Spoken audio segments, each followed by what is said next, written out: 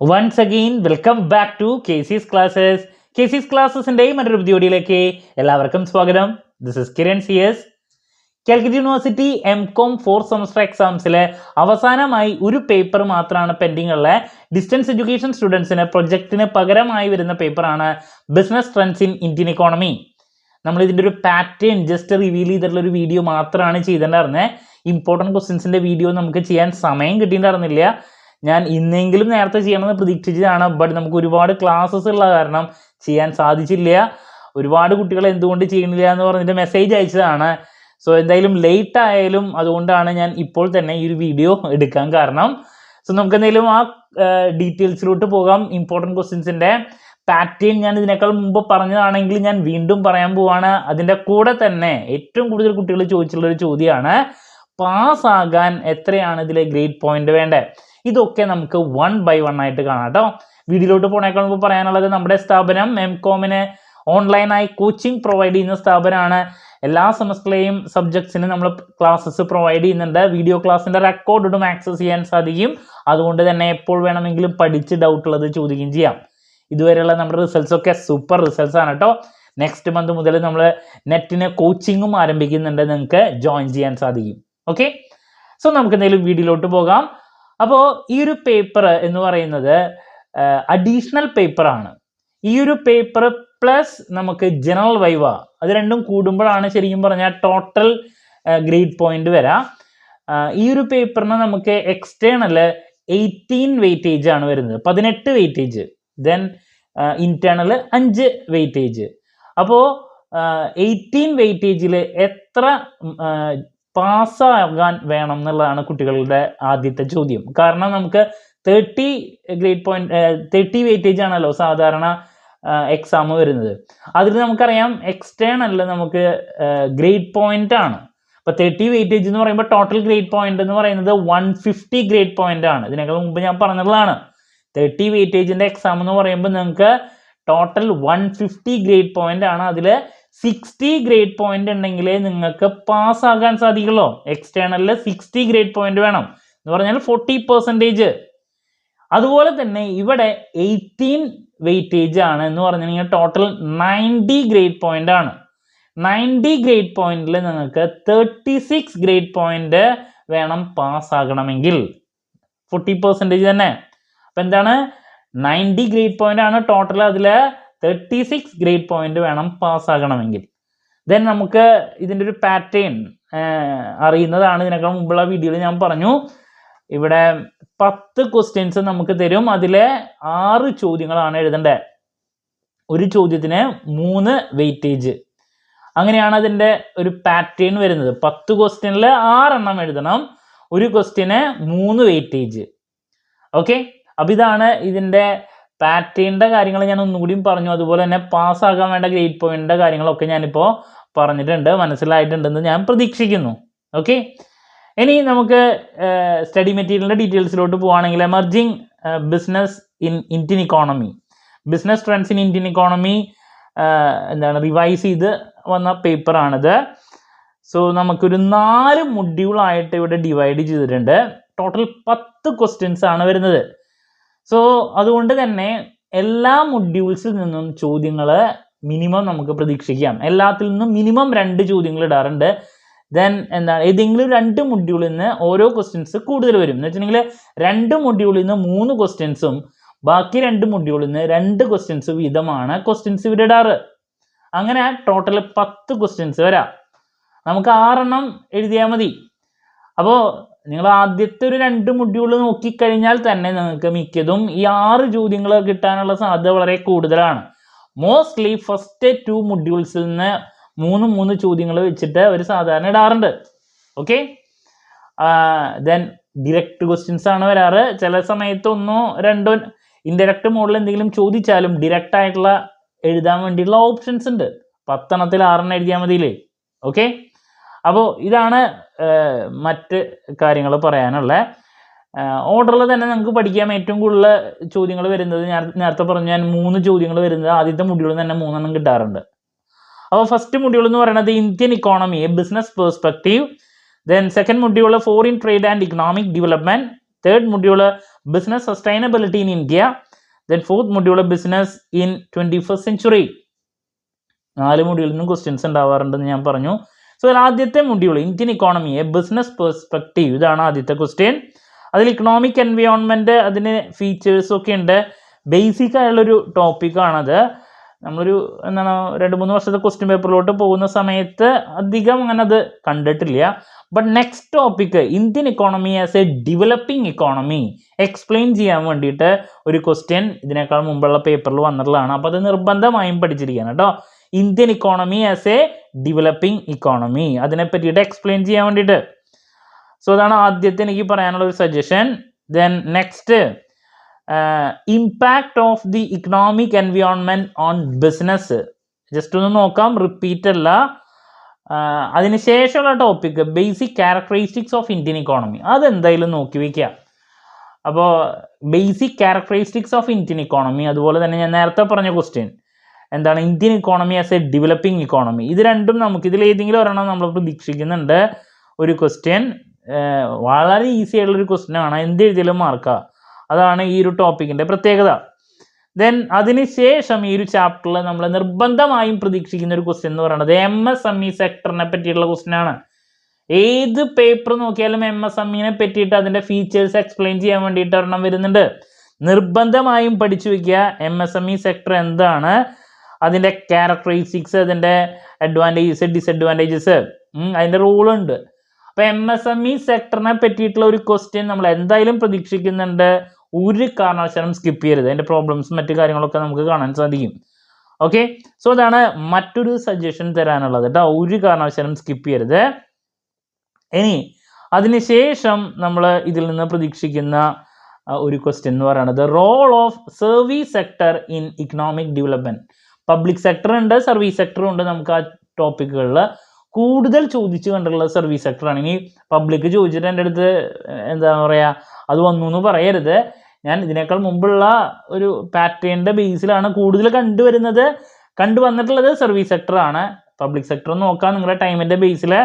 Role of service sector in economic development ഒരു കാരണവശാലും skip ചെയ്യരുത്. നമ്മൾ വീണ്ടും പ്രതീക്ഷിക്കുന്ന ഒരു ടോപ്പിക്കാണ് സർവീസ് സെക്ടറിനെ റിലേറ്റ് ചെയ്തിട്ടുള്ളത്. ദെൻ ഈ ഒരു ചാപ്റ്ററിലെ ലാസ്റ്റ് ടോപ്പിക് എന്ന് പറയുന്നത് LPG ആണ്. Liberalisation, privatisation, globalisation. ഒരു കാരണവശാലും സ്കിപ്പ് ചെയ്യരുത്, വളരെ ഇമ്പോർട്ടൻ്റ് ആണ്. ഇതിലേതെങ്കിലും ഒന്നെടുത്ത് ചോദിക്കാം, 3 കൂടിയിട്ടും ചോദിക്കാം. LPG അതിൽ ഏറ്റവും കൂടുതൽ കണ്ടുവരാറ് ഗ്ലോബലൈസേഷൻ തന്നെയാണ് സെപ്പറേറ്റ് എടുത്ത് ചോദിക്കുമ്പോൾ. അപ്പോൾ ലിബറലൈസേഷനെ പറ്റിയിട്ട് നോക്കണം, അതുപോലെ തന്നെ പ്രൈവറ്റൈസേഷനെ പറ്റിയിട്ട് നോക്കണം, ഗ്ലോബലൈസേഷനെ പറ്റിയിട്ട് നോക്കണം. അതിൽ ഏറ്റവും കൂടുതൽ സെപ്പറേറ്റ് എടുത്ത് ചോദിക്കാറുള്ളത് ഗ്ലോബലൈസേഷനാണ്. അതിന് കൂടുതലൊരു ഇമ്പോർട്ടൻസ് കൊടുത്ത് പഠിക്കണം. അപ്പോൾ ഈ ഒരു ചാപ്റ്ററിൽ നിന്ന് നമ്മൾ ഈ ഒരു ടോപ്പിക്സുകളാണ് കൂടുതലായിട്ട് കണ്ടുവന്നിട്ടുള്ളത്. അപ്പോൾ ഞാൻ ഏതൊക്കെയാണ് ലാസ്റ്റ് പറഞ്ഞ LPG എന്ന് പറയുന്നതിന് വളരെ ഇമ്പോർട്ടൻസ് കൊടുക്കുക, സർവീസ് സെക്ടറിൻ്റെ റോള് വളരെ ഇമ്പോർട്ടൻസ് കൊടുക്കുക, MSME വളരെ ഇമ്പോർട്ടൻ്റ് ആയിട്ട് പഠിക്കുക, പിന്നെ ഇന്ത്യൻ ഇക്കോണമി ഡെവലപ്പിംഗ് ഇക്കോണമിയാണ്, അതിനെ പറ്റിയിട്ട് നറേറ്റ് ചെയ്യാൻ വേണ്ടിയിട്ടുള്ളൊരു ചോദ്യം, പിന്നെ ക്യാരക്ടറിസ്റ്റിക്സ് ഓഫ് ഇന്ത്യൻ ഇക്കോണമി. ഇതൊക്കെയാണ് നമ്മൾ ഈ ഒരു ചാപ്റ്ററിൽ നിന്ന് ഏറ്റവും കൂടുതൽ റിപ്പീറ്റ് ആയിട്ട് കണ്ടുവന്നിട്ടുള്ളത്. ഓക്കെ, സോ ഇതിൽ നിന്ന് നമ്മളൊരു 3 ചോദ്യങ്ങൾ, മിനിമം 2 ബട്ട് ഫസ്റ്റ് ചാപ്റ്ററിൽ നിന്ന് ഒരു സ്വതവേ 3 ക്വസ്റ്റ്യൻസ് ഇട്ട് വന്നിട്ടുണ്ട്. അപ്പോൾ നിർബന്ധമായും നോക്കി വയ്ക്കുക. ഡയറക്റ്റ് ക്വസ്റ്റ്യൻസ് ആണ്, ഒക്കെ നമുക്ക് ആൻസർ ചെയ്യാൻ പറ്റേണ്ടതാണ്. അതാണ് first module. Moving to module number 2, foreign trade and economic development. ഇതിൽ നിന്ന് മിനിമം 2 നമുക്ക് പ്രതീക്ഷിക്കാം. അതിൽ ഫോറിൻ ട്രേഡ് എന്താണ്, അതിൻ്റെ നീഡ്, അതിൻ്റെ ഫീച്ചേഴ്സും കാര്യങ്ങളൊക്കെ നമുക്ക് കാണാൻ സാധിക്കും. അതുപോലെ തന്നെ കോൺട്രിബ്യൂഷൻസ് ഫോറിൻ ട്രേഡിൻ്റെ എന്തൊക്കെയാണെന്നുള്ളത് നോക്കി വയ്ക്കണം. നിർബന്ധമായും നമുക്കൊരു ചോദ്യം 3 വെയിറ്റേജിനൊക്കെ പ്രതീക്ഷിക്കാം. അതിനുശേഷം ബാലൻസ് ഓഫ് പേയ്മെൻ്റ് ഒക്കെ നമുക്കുണ്ട്. ബാലൻസ് ഓഫ് പേയ്മെൻ്റ് ഒക്കെ ഉണ്ടെങ്കിലും ശരിക്കും അതൊക്കെ വരേണ്ടതാണ്. ബാലൻസ് ഓഫ് പേയ്മെൻറ്റ് വേണമെങ്കിൽ വീണ്ടും പ്രതീക്ഷിക്കാം. ബട്ട് അതിലുപരി നമുക്ക് സ്പെഷ്യൽ ഇക്കണോമിക് സോണിനെ പറ്റിയിട്ടുള്ള ചോദ്യം റിപ്പീറ്റ് ആയിട്ട് വരുന്നുണ്ട്. ബാലൻസ് ഓഫ് പേയ്മെൻറ്റ് നിങ്ങൾ നോക്കി വയ്ക്കുക. ബട്ട് അതിലുപരി നമ്മൾ സ്പെഷ്യൽ ഇക്കണോമിക് സോൺ എന്താണ്, അതിൻ്റെ ഫീച്ചേഴ്സ്, അതിൻ്റെ ബെനഫിറ്റ്സ് റിപ്പീറ്റ് ആയിട്ട് വരുന്നുണ്ട്. അത് ഒരു കാരണവശാലും സ്കിപ്പ് ചെയ്യരുത്. ഓക്കെ, അപ്പോൾ ഫോറിൻ ട്രേഡിനെ പറ്റിയുള്ളൊരു ചോദ്യം, അതുപോലെ തന്നെ സ്പെഷ്യൽ ഇക്കണോമിക് സോണും റിപ്പീറ്റ് ആണ്. അതുപോലെ തന്നെ പിന്നെ ലാസ്റ്റ് FDA എന്താണ്, FDAയുടെ benefits, then growth and impact of FDA അതും നമ്മൾ റിപ്പീറ്റ് ആയിട്ട് കണ്ടിട്ടുള്ളതാണ്. അപ്പോൾ ഈ 3 ടോപ്പിക്കുകളാണ് ഏറ്റവും കൂടുതൽ കണ്ടുവരാറ്. അതിൽ നിന്ന് 2 ഫോറിൻ ട്രേഡിനെ പറ്റിയുള്ള കാര്യം, അതിൻ്റെ ഇമ്പോർട്ടൻസും മറ്റ് ഡീറ്റെയിൽസും ഒരു ക്വസ്റ്റ്യൻ, സ്പെഷ്യൽ ഇക്കണോമിക് സോണിനെ പറ്റിയുള്ള ചോദ്യം രണ്ടാമത് റിപ്പീറ്റ് ആയിട്ട് വരുന്നത്, പിന്നെ FDI. 3 ചോദ്യങ്ങളിൽ നിന്ന് 2 ക്വസ്റ്റ്യൻസ് നമ്മൾ പ്രതീക്ഷിക്കുന്നുണ്ട്. ഓക്കെ, സോ അതാണ് മറ്റൊരു module. Moving to module number 3, business sustainability in India. So ഇതിൽ ആദ്യം കോർപ്പറേറ്റ് സോഷ്യൽ റെസ്പോൺസിബിലിറ്റി കാണാൻ പറ്റും, concept of social responsibility. Then സൊസൈറ്റീനെ പറ്റി, അതിൽ ഇമ്പോർട്ടൻസ് ഓഫ് സോഷ്യൽ റെസ്പോൺസിബിലിറ്റി നോക്കി വയ്ക്കാം. ഒരു പ്രാവശ്യം വന്നിട്ടുണ്ട് ഇമ്പോർട്ടൻസ് ഓഫ് സോഷ്യൽ റെസ്പോൺസിബിലിറ്റി. നമ്മൾ ആ രീതിയിൽ നോക്കുക. ഇമ്പോർട്ടൻസ് 3 വെയിറ്റേജിന് തന്നെ ചോദിച്ചിട്ടുണ്ടെങ്കിൽ എഴുതാൻ പറ്റുന്ന ഭാഗത്തിൽ. അതുപോലെ തന്നെ circular economy, core principles of circular ഇക്കോണമിനെ പറ്റിയിട്ട് 3 വെയിറ്റേജിൻ്റെ ഒരു പ്രാവശ്യം ചോദിച്ചിട്ടുണ്ട്. അപ്പോൾ എന്തെങ്കിലും നോക്കണം. അതിനുശേഷം നമുക്കിവിടെ കാണാൻ പറ്റും സസ്റ്റൈനബിൾ ഡെവലപ്മെൻറ്റ് ഗോൾസ് ആണ്, SDG. റിപ്പീറ്റ് അല്ല, ബട്ട് ഇനി വന്നാൽ ഒന്നും പറയാൻ പറ്റില്ല. ബട്ട് ഞാൻ പറയണോ, ഇതിനകത്ത് മുമ്പ് അങ്ങനെ റിപ്പീറ്റ് ആയിട്ട് കണ്ടിട്ടില്ല. ബട്ട് അതിന് ശേഷം വരുന്ന ടോപ്പിക്ക് ഫിനാൻഷ്യൽ ഇൻക്ലൂഷൻ എന്താണ്, അതിൻ്റെ ഒബ്ജക്റ്റീവ്സ്, നീഡ് വളരെ ഇമ്പോർട്ടൻ്റ് ആണ്. ഒരു കാരണവശാലും സ്കിപ്പ് ചെയ്യരുത്. ഫിനാൻഷ്യൽ ഇൻക്ലൂഷനെ പറ്റിയുള്ള ക്വസ്റ്റ്യൻസ് മിക്ക പേപ്പറിലും ഉണ്ടാവാറുണ്ട്. അതുകൊണ്ട് തന്നെ നിങ്ങൾ അതിന് വളരെ ഇമ്പോർട്ടൻസ് കൊടുത്തിരിക്കണം. അപ്പോൾ ഈ ഒരു ചാപ്റ്ററിൽ നമ്മൾ കൂടുതൽ പ്രതീക്ഷിക്കുന്ന ടോപ്പിക്കുകൾ ഞാൻ റിപ്പീറ്റ് ചെയ്യണു. ഫിനാൻഷ്യൽ ഇൻക്ലൂഷൻ ആദ്യത്തെ ഒരു ടോപ്പിക്ക്, അതുപോലെ തന്നെ ഞാൻ പറഞ്ഞു സർക്കുലർ ഇക്കോണമിനെ പറ്റിയുള്ള ഒരു ചോദ്യം, പിന്നെ കോർപ്പറേറ്റ് സോഷ്യൽ റെസ്പോൺസിബിലിറ്റി. ഈ 3 ടോപ്പിക്കിൽ നിന്ന് 2 ക്വസ്റ്റ്യൻസ് നമ്മൾ പ്രതീക്ഷിക്കുന്നുണ്ട് കേട്ടോ. സോ ദാറ്റ്സ് അബൌട്ട് ഈ ഒരു മൊഡ്യൂളിലത്തെ details. Moving to last module. ഈ മൊഡ്യൂളിൽ നിന്ന് ചിലപ്പോൾ 3 ചോദ്യങ്ങൾ ഇടാറുണ്ട്. അപ്പോൾ ആദ്യത്തെ മൊഡ്യൂളിൽ നിന്ന് 3 എണ്ണവും ഈ മൊഡ്യൂളിൽ നിന്ന് 3 എണ്ണം നമ്മൾ കൂടുതൽ പ്രതീക്ഷിക്കുന്നുണ്ട്. So business in 21st century, ഇതാണ് ചാപ്റ്ററിൻ്റെ പേര്. അതിൽ ഗിഗ് ഇക്കോണമി ഉണ്ട്, ഇടാം ക്വസ്റ്റ്യൻ ആയിട്ട്. ബട്ട് അതിനേക്കാൾ കൂടുതൽ നമുക്ക് മറ്റ് ടോപ്പിക്കുകൾക്കുള്ള സ്കോപ്പ് ഇതിൽ നിന്നുണ്ട്. അതിൽ ആദ്യത്തെ വരുന്നത് ഡിമോണിറ്റൈസേഷൻ എന്താണ്, it's impact in Indian economy, positive and negatives. Repeat ആയിട്ട് ഇടാറുള്ളൊരു ചോദ്യമാണ്, നിർബന്ധമായും പഠിച്ചു വയ്ക്കുക. ഡിമോണിറ്റൈസേഷനെ പറ്റിയുള്ളൊരു ചോദ്യം. ഓക്കെ, ദെൻ നെക്സ്റ്റ് സ്റ്റാർട്ടപ്പിനെ പറ്റിയുള്ളൊരു ക്വസ്റ്റ്യൻ ആണ്, ഏഞ്ചൽ ഇൻവെസ്റ്റേഴ്സ് ആൻഡ് സ്റ്റാർട്ടപ്പ്, അതിൻ്റെ ഫീച്ചേഴ്സ്, അഡ്വാൻറ്റേജസ്, ഡിസഡ്വാൻറ്റേജസ്. നിർബന്ധമായും പഠിച്ചിരിക്കണം സ്റ്റാർട്ടപ്പിനെ പറ്റിയിട്ടുള്ള കാര്യങ്ങൾ. സ്റ്റാർട്ടപ്പിനെ പറ്റിയിട്ടുള്ള ചോദ്യം ഇതിനേക്കാൾ മുമ്പുള്ള പേപ്പറിൽ നമ്മൾ കണ്ടിട്ടുള്ളതാണ്. ബെനഫിറ്റ്സ് ഓഫ് സ്റ്റാർട്ടപ്പ് ഒക്കെ ചോദിച്ചിട്ട്. അതുപോലെ തന്നെ മേക്ക് ഇൻ ഇന്ത്യയുടെ അഡ്വാൻറ്റേജസ്, എന്താണ് മേക്ക് ഇൻ ഇന്ത്യ, അതും ഇതിനേക്കാൾ മുമ്പ് ചോദിച്ചിട്ടുള്ളതാണ്.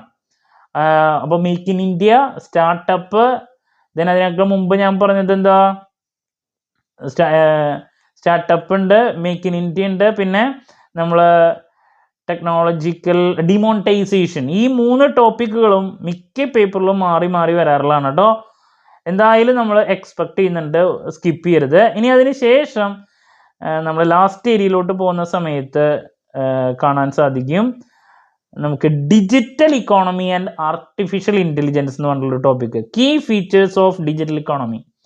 അതും റിപ്പീറ്റ് ആയിട്ട് വരാറുള്ളതാണ്. ഡിജിറ്റൽ ഇക്കണോമിനെ പറ്റിയുള്ള ചോദ്യം ചിലപ്പോൾ ഈ ആർട്ടിഫിഷ്യൽ ഇൻ്റലിജൻസിൻ്റെ കാലഘട്ടം ആയതുകൊണ്ട് തന്നെ AI എന്താണ്, അതിൻ്റെ ഇമ്പോർട്ടൻസ് എഴുതാൻ വേണ്ടിയിട്ട് അങ്ങനെ സെപ്പറേറ്റും ചോദിക്കാം. അപ്പം ഡിജിറ്റൽ ഇക്കോണമിയും ആർട്ടിഫിഷ്യൽ ഇൻ്റലിജൻസും കൂടുതൽ നമുക്ക് കണ്ടുവരാറ് ഡിജിറ്റൽ ഇക്കോണമിനെയും അതിൻ്റെ ഇമ്പോർട്ടൻസ് മാത്രം ചോദിച്ചുള്ള ഒരു ക്വസ്റ്റ്യൻ ആണ്. നിർബന്ധമായും പഠിച്ചിരിക്കണം, സ്കിപ്പ് ചെയ്യരുത്.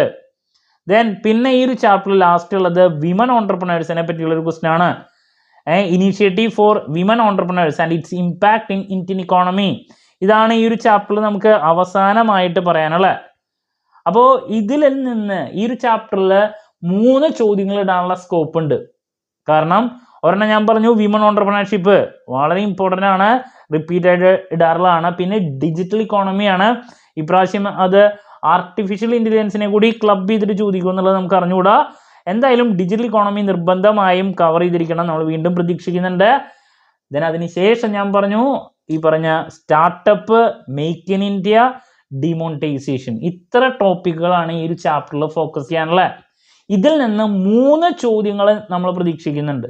ഓക്കെ, അപ്പോൾ അങ്ങനെ 4 മൊഡ്യൂളിൽ ആദ്യത്തെ മൊഡ്യൂളിൽ നിന്ന് 3 ചോദ്യം, ലാസ്റ്റ് മൊഡ്യൂളിൽ നിന്ന് 3 ചോദ്യം, ബാക്കിയുള്ള മൊഡ്യൂൾസ് 2 നിന്ന് സെക്കൻഡും തേർഡിൽ നിന്ന് 2 ചോദ്യങ്ങൾ വീതമാണ് നമ്മൾ പ്രതീക്ഷിക്കുന്നത്.